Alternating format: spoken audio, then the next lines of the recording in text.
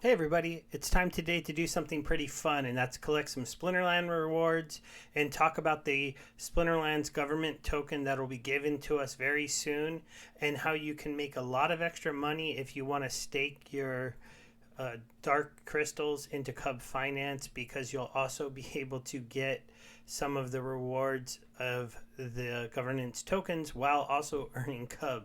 So that's pretty cool. You can also do hopefully eventually see dark energy crystals into a kingdom on CUB, and maybe even the government tokens, the SPS tokens in a kingdom too, if they are on another platform.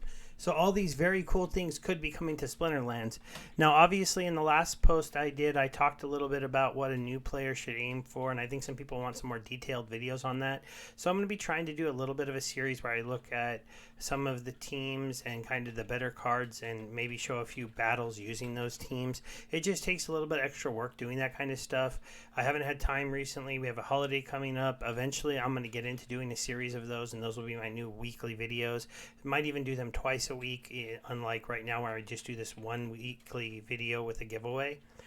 Maybe those videos I'll split it up and do a less giveaway, but do it twice. I'll figure it out in the next couple weeks.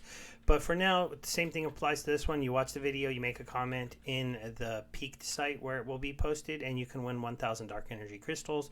Obviously, I'm a little late on this one, but I had a few comments here, so I'm going to go ahead and pick a winner pretty quick. I was on the Splinterlands site looking to see if there's anything big to talk about. The rental system is going to be coming out next week after the holiday, so we'll be able to do a review of that and kind of check it out, and that'll be something for you guys to really look into taking advantage of if you're a new player, because it's going to be integrated into the site, which will make it a lot easier for you to rent cards. Right now you have to go to third-party sites to rent cards, and so this will make it a lot of an easier way. Other than that, you just got your normal social media challenge post. If you're looking to find out cool stuff, it's not bad to come and check this out and look through the comments and click on some of the posts to see if any of them look interesting. I know I share my post here, and I'll be sharing this one there as well. I believe they're still suspended on Twitter. If you're a fan of the game, it would be really helpful for you to go out there and tag Twitter support, ask them why this happened, try to get them their Twitter back, because it does help them grow the game.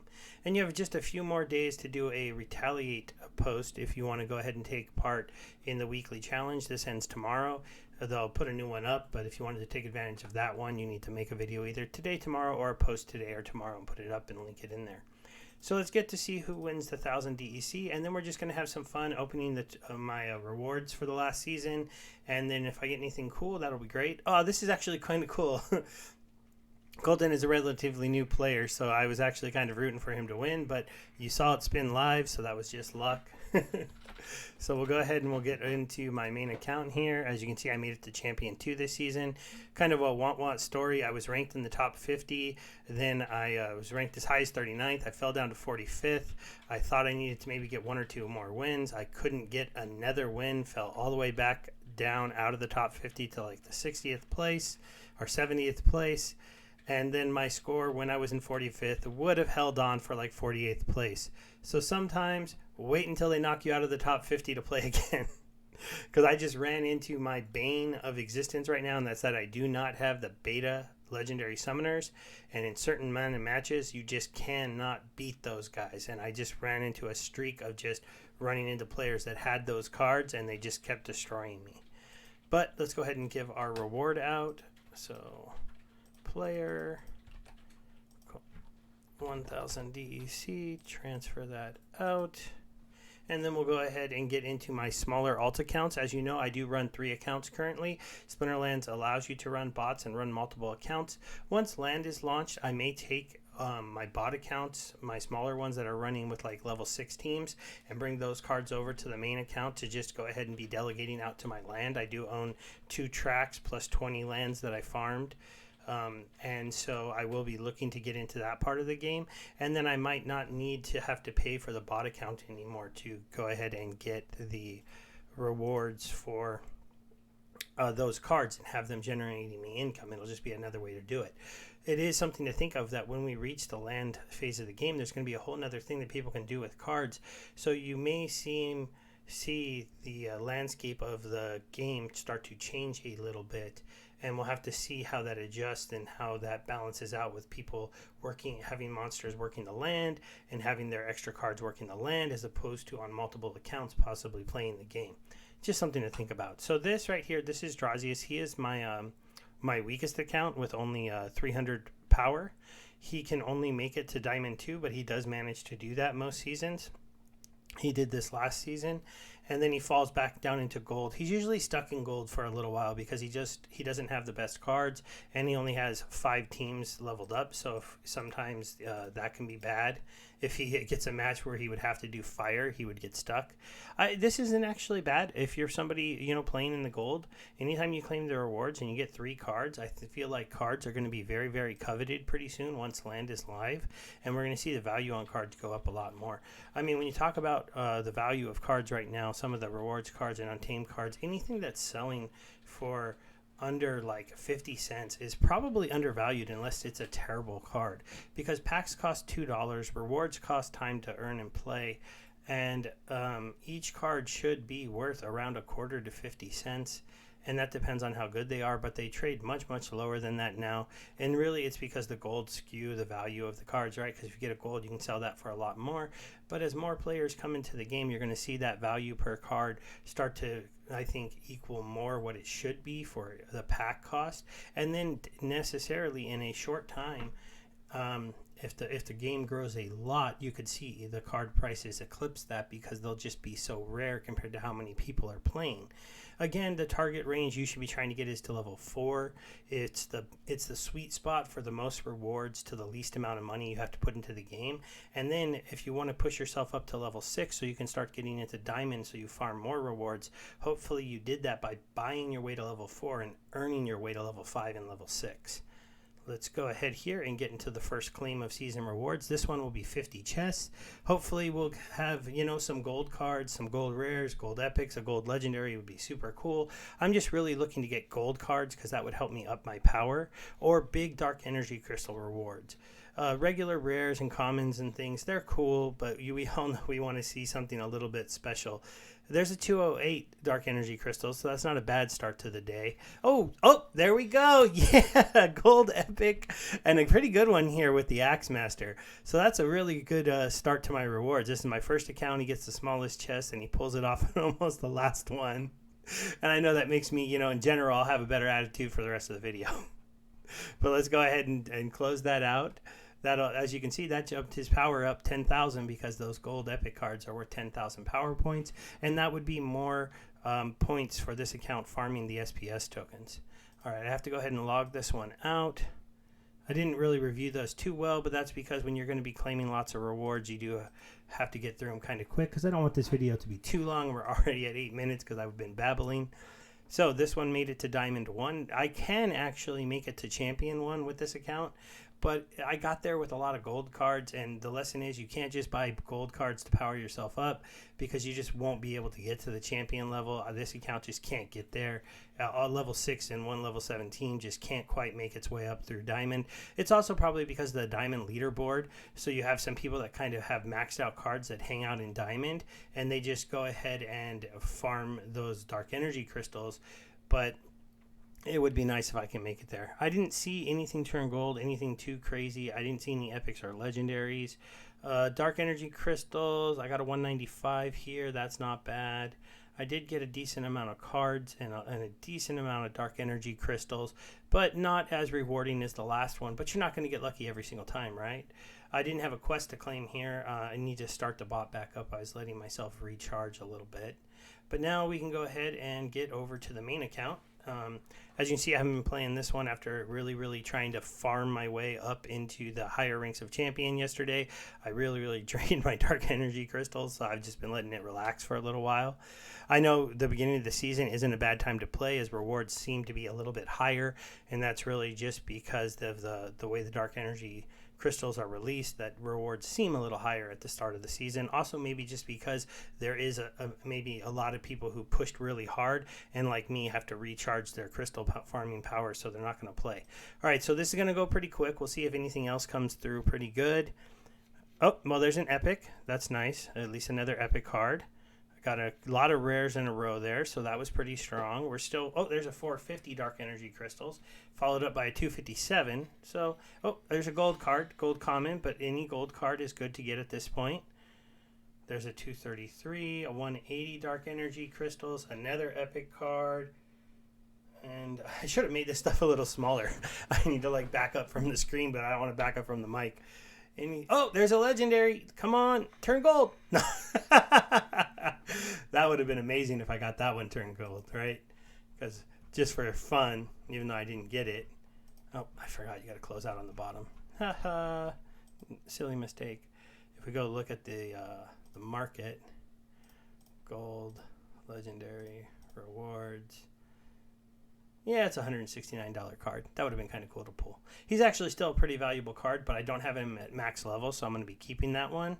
Obviously, as you can see right now, the ones you can pull, I believe, are Belinda, this one here. I think you can still pull this one, the Spirit Druid. It's a very underused card.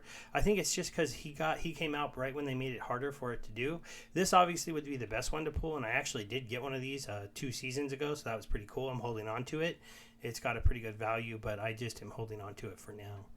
Okay, let's talk a little bit about the SPS tokens. So pretty soon, the snapshots are going to start, and we're going to start seeing that we're going to be getting airdropped our SPS tokens into our account based on a lot of different things that they put out in the post. And I do have a full video I'll link to if you want to go ahead and check out everything that has to do with it. But the main thing I'm going to be talking about today is your power and your DEC and what you can do with your DEC to make it worth more if you want to, and get yourself some higher returns. Because basically, if you look at your account, so they're going to be looking at your power level. So mine's around 2 million, so that'll give me some points. They're going to be looking at your champion points you have, which I have. Where do you check that again? On the profile? I have 24,000 champion points, so that will give me a little bit. Also, you're going to be looking at your inventory. So I have some 2 titles, so I'm going to getting points for both of these. I do maybe need to look into possibly selling this extra title, but I was going to do it with a combo deal if I decide to sell one of my tracks. So if you're somebody who wants a track and a title, you can reach out to me, but I'm not selling them cheap. So you might want to just get them off the market for now, because I think they're going to be worth a lot more once land is actually live. And you'll get points for all of these totems and things like that. But we all know the main thing is you will get points for Dark Energy Crystals in your account or in any of your LP pairs that are out there in the marketplace. And the main one I'm going to focus on today is CUB Finance, because I really think this is the most rewarding one to be looking at right now. So right now you have Dark Energy Crystals to dollars paying out at 42% APR, which is a pretty healthy APR. You're sitting over here on Binance Smart Chain, where it's relatively easy to come and claim these daily to give yourself even a bigger APY. Now you have to decide what you want to do with your CUB rewards. You'll need to look into the CUB token and see if it's one that you want to hold. They are going to be doing an airdrop of some kind when they relaunch this platform, a sister platform on Polygon, because it's a yield farming kind of site with AMM Kingdoms. And so you're going to imagine that they're going to launch AMM Kingdoms over on Polygon. And when they do that, there's going to be some kind of token that we were given for holding the CUB token. That's why I'm currently holding it. It has ticked. It's been holding right around 55 cents. It's not, I don't know if it's going to go up a lot or down a lot. We'll have to see how the site grows and where it goes in the future. But you can move your Dark Energy Crystal over here. You can sell half of them for BUSD. You can add them to the liquidity pair, and then you can go ahead and stake them into the pool. If you do that, you'll still get the same amount of points as if you were just holding the Dark Energy Crystals, because your tokens that are staked into here are counted as 2 points, because they know that you probably had to sell half of your tokens, or you had to match them up with an outside investment, and they want to incentivize us to be keeping the deck BUSD pools healthy and have people using them a lot. And so this is one of the reasons why they're giving us the same amount of points, even if you were to sell half of them off and stake them into the pool. So then you're going to be earning 42%. 42% if you were compounding once daily is going to be a pretty good APY of even higher, depending on the value of the CUB token. This APR could be going up and down, and the popularity of the pool, because currently there is not that many people taking advantage of it. There's only $286,000 over here. This might be because some people don't trust the Binance chain as much, We'll see if the dark energy token gets released out into the Polygon network, and maybe there'll be a farm over there that will be a little more popular. But a non-popular pool keeps us at a higher APR. So I'm taking advantage of this. I have most of my dark energy crystals over here. I'm going to move over some more today. I would show you, but the video is already at 15 minutes, so I don't want to go too much longer. But basically the idea here is that if you have your tokens sitting in one of these liquidity farms, they're going to be earning you yield because they're in liquidity farms, and then they're going to be also earning you SPS tokens that you're going to be getting dropped into there. So you could imagine that this APR, along with the money that you're going to be earning from the SPS tokens dropping into your wallet, is going to be pretty amazing, considering you're holding a dark energy crystal that is pegged to $1 at value in the game, and we have a new set of cards coming out in the near future. So there's a good chance that dark energy crystals should hold its value or rebound its value once the new packs come out, because when the packs are out, that's one of the things that helps generate and keep the price really high.